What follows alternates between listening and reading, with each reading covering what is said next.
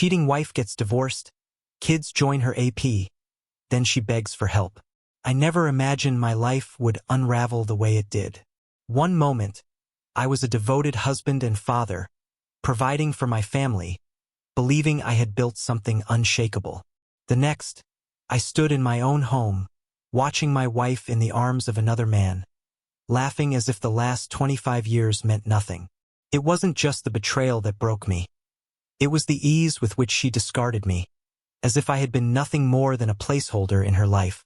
And worse, my own children turned their backs on me, blaming me for the destruction of our family while they embraced the man who had taken everything from me. Started like any other day. I had finished up practice early, eager to surprise my wife with dinner. I pulled into the driveway, expecting to walk into the familiar warmth of home.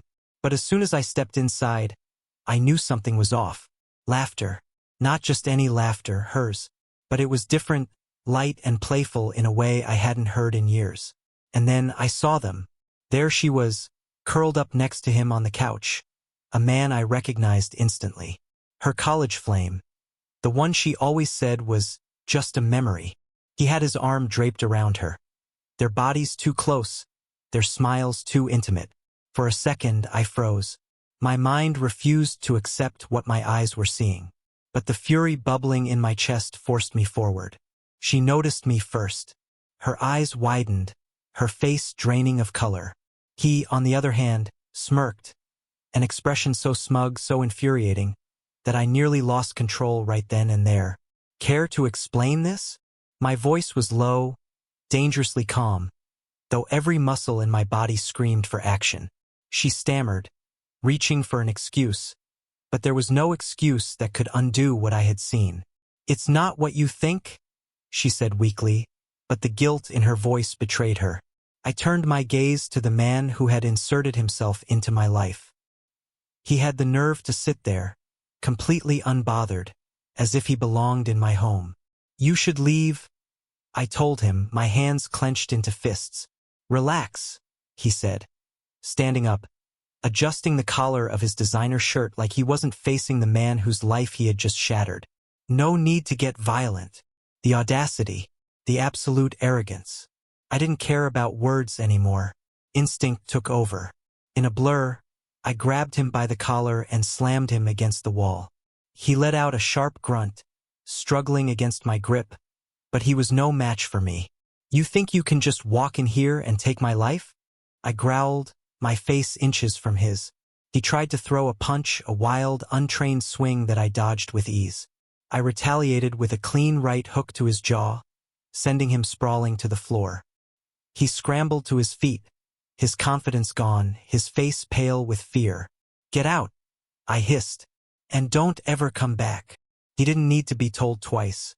Without another word, he bolted for the door, disappearing into the night. I turned to my wife, no, the woman who had betrayed me. She sat on the couch, tears streaming down her face, but I felt nothing. "How long?" I asked, my voice hollow. She hesitated, then finally admitted the truth. "Almost a year. A year. 12 months of deception. Countless nights where she had kissed me goodbye while running to him." I didn't say another word. There was nothing left to say. I walked upstairs, grabbed a bag, and packed what I needed. When I came back down, she was still crying, but I felt no sympathy. "This marriage is over," I said simply, and then I walked out the door. I thought that was the worst of it. I thought the betrayal ended there. I was wrong, because soon I would realize that losing my wife was only the beginning. The real pain would come when I lost my children, too. I didn't sleep that night. I barely even breathed. I drove for hours, aimlessly, my mind replaying the moment over and over like a broken record. My wife, no, my ex-wife, had been lying to me for a year, a whole year, and I had been blind. Looking back, the signs had been there. The late nights, the sudden, inexplicable happiness, the way she'd pull away from me when I tried to be close. I had assumed it was stress, maybe boredom after so many years together. But it wasn't that. It was him. It had always been him. By the time I checked into a cheap motel, the sun was already creeping over the horizon. I didn't even turn on the lights when I stepped inside, just collapsed onto the bed, staring at the ceiling, wondering how my life had unraveled so quickly. I didn't cry. I was too numb for that, too hollow. The next day, I forced myself to function. I made the call to my lawyer, started the process of divorce. She wasn't going to fight me on it.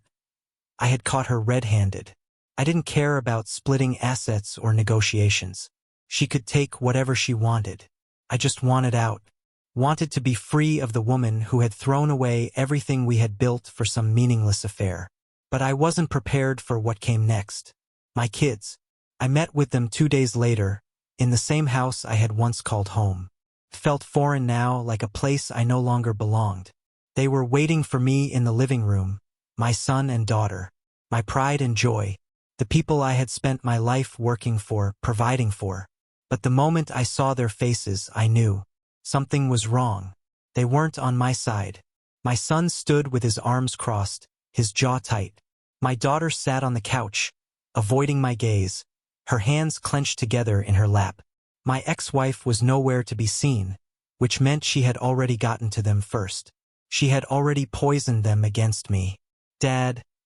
My son started, his voice clipped, emotionless. We need to talk. I sat down across from them, bracing myself. Go ahead. He took a breath, like he was trying to keep his temper in check. Why are you doing this? I stared at him, confused. Doing what? This. He gestured vaguely, like the answer was obvious. The divorce. Splitting up the family. Making things worse than they already are. I blinked, barely able to comprehend what I was hearing. You think I'm the one breaking up this family? My daughter finally looked up, her expression cold. Aren't you? A sharp, bitter laugh escaped me before I could stop it. Your mother cheated on me. I walked in and caught her with another man. And you're blaming me? She wasn't happy, my son snapped. She was miserable. And you never noticed. A sharp pang of something hit my chest, but I ignored it. That's not an excuse, I said, my voice low. That doesn't justify what she did. She tried to talk to you, my daughter said, her voice rising. She tried for years, but you never listened. You were always at the gym, always focused on your work. She felt invisible, Dad. I clenched my fists, trying to keep my emotions in check. And that gave her the right to sleep with another man? Silence. She should have left me? I continued, my voice shaking with anger. If she was so unhappy, she could have asked for a divorce. But she didn't. She lied. She snuck around. She betrayed me. And you're standing here, telling me that's my fault. My son shook his head, disappointment written all over his face. You just don't get it. No, I said, standing up. I think I get it perfectly. You've already chosen your side. My daughter hesitated, guilt flickering across her face for a split second before it was gone. Mom needs us. I stared at them, realization hitting me like a freight train. They had already made their choice. They weren't here to listen to me. They weren't here to understand. They were here to justify her actions, to make sure I was the villain in this story. I exhaled slowly, letting the weight of their words settle over me. You know what? I said finally. Fine. If that's how you see things, then so be it. But I won't sit here and let you rewrite history. Your mother made her bed. And I'm done fighting for people who don't care about the truth. My son scoffed. That's it? You're just going to walk away? I met his gaze, my voice steady. No, I already walked away. And I'm not coming back. I turned and left without another word. And that was the last time I saw them for years. I wish I could say that walking away was easy, that cutting ties with the people I had once loved more than anything didn't hurt. But it did. More than I wanted to admit. For weeks, I felt like I was drifting, moving through life without direction. My routine was the only thing that kept me from falling apart entirely. Wake up, train my students, eat, sleep, repeat. But every moment in between was filled with the same thoughts, the same questions, the same rage. How had I become the villain in my own story? How had my own children looked me in the eyes and blamed me for their mother's affair? No matter how many times I replayed the conversation in my head, I couldn't make sense of it. At first, I thought they just needed time. That once the dust settled, once the emotions faded, they'd realize the truth. They'd remember who I was, what I had done for them, and they'd come back. But days turned into weeks, weeks into months, and I heard nothing. No calls, no texts, nothing. It was as if I had ceased to exist in their world. And when I finally gathered the nerve to reach out, to at least try and salvage something, all I got in return were cold, distant words. They didn't want to talk. They didn't want to see me. And worst of all, they had already started calling another man Dad. That was the moment I knew I had truly lost them. Not just in the sense of distance, but in every way that mattered. They had replaced me, wiped me from their lives as if I had never been there to begin with. And that realization broke something inside me. But if there's one thing I had learned from years of training, from years of pushing my body past its limits, it's that pain can be turned into fuel. So that's exactly what I did. I threw myself into my work, into the one thing that had always been there for me. Wrestling. The gym became my sanctuary, the only place where I felt like I still had control over something. I worked harder than ever, pushing my students past their limits, molding them into champions. And in return, they gave me a sense of purpose, something to hold on to when everything else had been ripped away. And then, out of nowhere, an opportunity presented itself. It started with a phone call from one of my former students, someone I had trained back in the day. He had gone on to have a solid wrestling career, but unlike me, he hadn't stopped there. He had transitioned into MMA, and not just as a competitor, he had made a name for himself. And now he was reaching out to me with an offer. "Coach, I need you," he said, his voice filled with urgency. "I just got signed by a major promotion in Singapore. It's a huge deal, but I don't want to do this without you." I hesitated. Singapore? That was an entire world away. It wasn't just a new job, it was a new life. "I don't know, kid," I said, leaning back in my chair. "I haven't done MMA. That's not my world." "You taught me how to fight," he argued. "You taught me discipline, strategy, how to win. That's what I need. Not some flashy MMA coach who only cares about money. I need someone who actually knows what it takes to push past limits." I sighed, running a hand through my hair. "That's a big commitment." "I already talked to the gym out here," he continued. "They're willing to bring you on as a trainer. They'll set you up with a place to stay, pay you well, really well. All you have to do is say yes." I stared at the wall for a long moment, the weight of everything pressing down on me. The past few months had been nothing but pain, nothing but loss. My family was gone. My home didn't feel like home anymore. And no matter how hard I worked, I couldn't shake the feeling that I was just stuck. Maybe this was exactly what I needed. A clean slate, a fresh start. "All right," I said finally. "I'll do it." And just like that, my old life was officially behind me. I packed what little I needed, sold the rest, and boarded a flight to Singapore. The moment I stepped off that plane, I felt something shift inside me. For the first time in a long time, I wasn't haunted by the past. I wasn't surrounded by memories of betrayal. I was somewhere new, somewhere untouched by the people who had turned their backs on me. And for the first time in a long time, I felt free. Training in Singapore was different, but it reignited something in me. The hunger, the drive, the passion. I wasn't just a coach anymore, I was a tactician, a strategist. I wasn't training kids for high school tournaments. I was training warriors for battle. My student wasn't just another fighter, he was a future champion. And I was determined to turn him into one. We trained relentlessly, day in, day out. I broke him down, built him back up, pushed him further than he ever thought possible. And when his debut fight finally arrived, I stood in his corner, watching as he stepped into the cage with nothing but fire in his eyes. The odds were stacked against him. His opponent was a seasoned kickboxer with knockout power, someone everyone expected to walk right through him. But I knew better. I had studied his opponent. I had found his weaknesses, and I had drilled it into my student until it was second nature. The first round was rough. His opponent came out strong, landing heavy shots. The crowd started to believe the hype, that this was going to be a quick fight, that my student was outmatched. But I saw it. The opening. The mistake. The moment he dropped his guard just a little too high, exposing his ribs. Between rounds, I grabbed my student's face and locked eyes with him.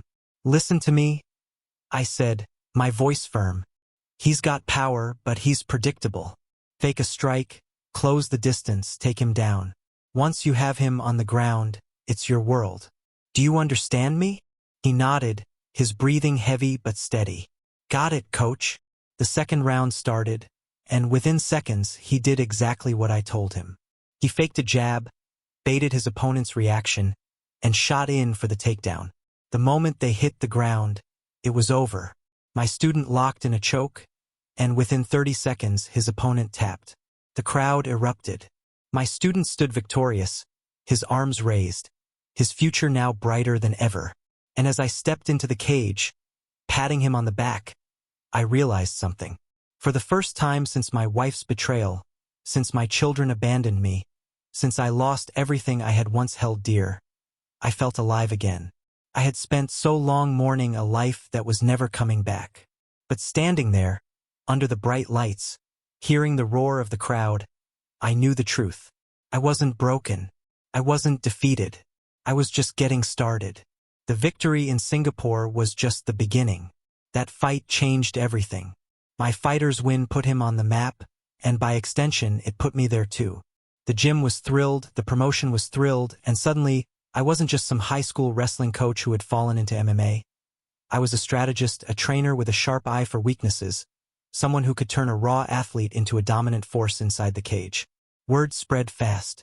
Within a few weeks, I was working with multiple fighters, helping them refine their grappling, their ground control, their endurance.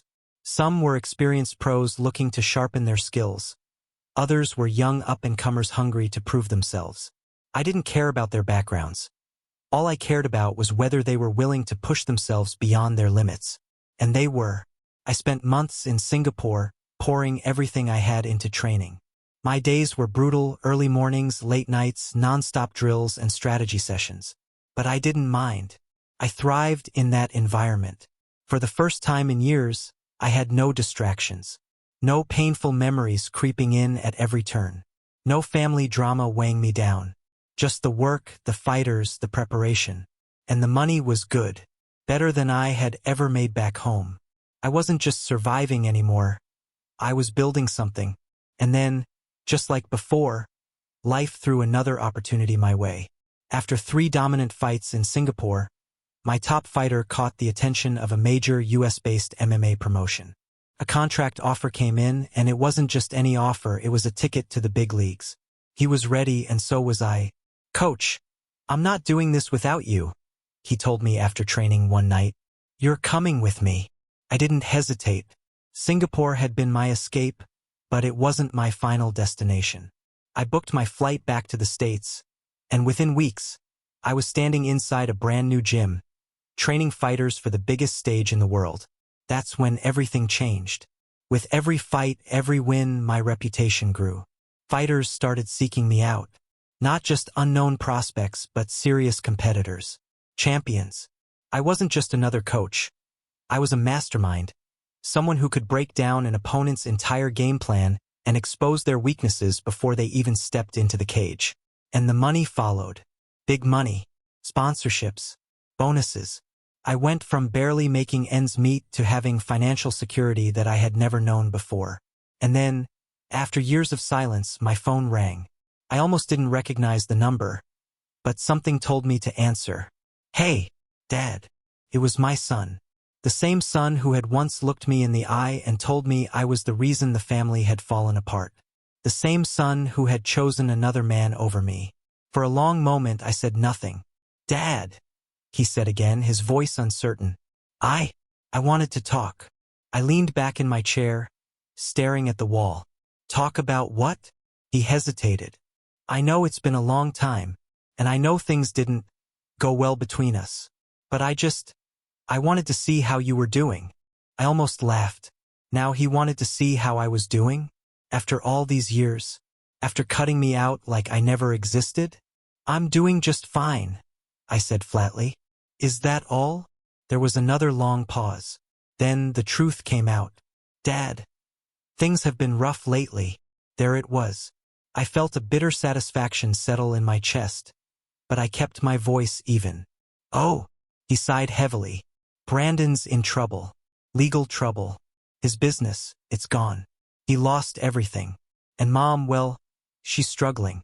Richard and I stopped him right there. Let me guess. You lost your jobs. And now you need my help. Silence. That's not, he started, but I cut him off. Don't lie to me, I said, my voice hard. You didn't call to check on me. You didn't call because you suddenly missed your father. You called because you need something. Another long silence. Then, in a quiet voice, he admitted it. Yeah, we do. I let out a slow breath, shaking my head. The sheer audacity. After years of ignoring me, after choosing Brandon over me, now they wanted their father back? Now that their golden meal ticket had dried up? What happened to Brandon? I asked, not because I cared, but because I wanted to hear it. The IRS caught him, my son muttered. Tax fraud. Money laundering. The works. He's facing serious charges. They froze all his accounts. He lost everything. I nodded slowly. Karma. It always had a way of catching up. And Mom. He hesitated. She's scared, Dad. She doesn't know what to do. I exhaled through my nose, gripping the armrest of my chair. You mean the same woman who cheated on me? Who threw away our family for Brandon? Who let you and your sister turn against me? That woman. She's still our mother, he said weakly. And I was your father, I shot back. But that didn't seem to matter when you cut me out of your life. More silence. I just thought maybe we could talk, he murmured. Maybe start over. I closed my eyes, letting the moment stretch. A few years ago, I might have said yes. I might have given them another chance, let them back into my life. But I wasn't that man anymore. I think we're past that, I said finally. Dad, please. No, my voice was firm. Final. You made your choice and I made mine. You have your family. I have my life. And I'm not interested in going back. I didn't wait for a response. I ended the call. For a moment, I just sat there, staring at the phone in my hand. It was done. The final thread connecting me to my past had been severed. And you know what? I didn't feel regret. I didn't feel sadness. I felt relief. They had turned their backs on me when I needed them most. Now, when they were the ones drowning, they had the nerve to ask for my help. No, they had made their bed, and now they would lie in it. I had my family now, my fighters, my gym, my success, and I wasn't about to let my past drag me down ever again. I didn't think about the call much after that. It didn't haunt me the way I thought it would. If anything, it confirmed everything I already knew. People only come back when they need something. Not because they regret what they did, not because they suddenly saw the truth, but because life finally gave them a taste of their own medicine. And when that happens, they start looking for someone to pull them out of the hole they dug for themselves. But I wasn't a savior. Not anymore. I had learned the hard way that the only person you can truly rely on is yourself. My focus remained on my fighters. The gym was thriving, growing bigger by the month. I had some of the best prospects in the country training under me, and the money was better than I had ever imagined. I had built something real, something that couldn't be taken away from me. And for the first time in my life, I had control. But then, a few weeks after my son's call, I got another one. This time, it was from my daughter. I almost didn't answer, but a small part of me, buried deep beneath all the anger and resentment, wanted to hear what she had to say. Dad, she said the moment I picked up. Her voice was shaky, hesitant. I know you probably don't want to hear from me, but I really need to talk to you. I stayed silent, waiting. She took a deep breath. It's about Mom. I leaned back in my chair, already exhausted by where this conversation was headed. What about her? She's not doing well, my daughter said quietly. Everything fell apart after Brandon got arrested. She lost the house, the savings, everything. She's living in a tiny apartment now, barely able to pay the bills. I didn't respond. She's been drinking a lot, she continued, her voice thick with something that almost sounded like guilt. And she's not herself anymore. I think she's depressed. I think she stopped, like she couldn't bring herself to say the words. I exhaled slowly. What do you expect me to do about it? There was a pause. Then, finally, she said it. I was hoping you could help her. I laughed. A short, bitter sound. Help her? She's still our mother, my daughter said, desperation creeping into her voice. She made mistakes, but she's suffering, Dad. She lost everything. She lost everything because she made choices, I said coldly. Just like you. Just like your brother. And now you all want me to fix it? After everything. Silence. You don't understand. No, I interrupted. I understand perfectly. You and your brother cut me out of your lives for years. You replaced me with another man, called him Dad. Treated me like I never existed. And now that he's gone, now that you have nothing left, you suddenly remember I exist? You think I owe her something? I don't. She sniffled. Dad, please. She's not okay. I clenched my jaw. Neither was I when she betrayed me. Neither was I when my own children turned their backs on me. But none of you cared then. More silence. Then, in a broken whisper, she said, I'm sorry. I shut my eyes for a moment. If she had said that years ago, maybe it would have meant something. But now it was just too late.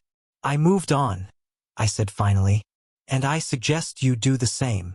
Dad. I hung up. And this time I didn't feel a thing. Days passed, then weeks. The calls stopped. I assumed my daughter had finally accepted that I wasn't going to be her safety net, that I wasn't going to be guilt-tripped into fixing problems I had no part in creating. And honestly, I was fine with it.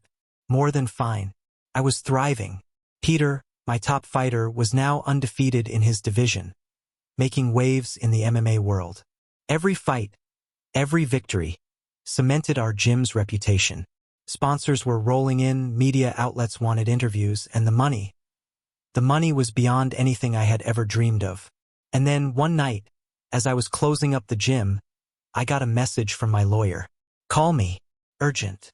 I frowned, dialing his number immediately. What's going on? You're not going to believe this, he said. Brandon's trial is wrapping up, and guess what? Turns out your ex-wife wasn't just an innocent bystander. She was involved. I blinked. What? Yeah, he continued. The investigators found proof that she helped him with the financial fraud. Fake paperwork, shell companies, she was right there in the middle of it. And now the IRS is after her. I let out a low whistle. So, she's screwed. Completely, he confirmed. She's looking at a serious fine.